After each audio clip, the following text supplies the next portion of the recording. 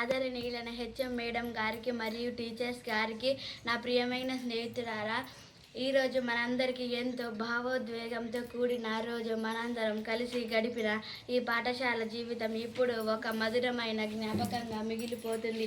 ఈ వీడుకోలే మన జీవితంలో ఒక కొత్త అధ్యాయానికి నాంది పలుకుతుంది. మా ఉపాధ్యాయులు కేవలం మాకు పాఠాలే కాకుండా మంచి విలువలు కూడా నేర్పారు. వారి మార్గదర్శకత్వం వల్లనే మేము ఇంత స్థాయికి చేరుకున్నాం. వారికి మనస్ఫూర్తిగా కృతజ్ఞతలు తెలుపుతున్నా.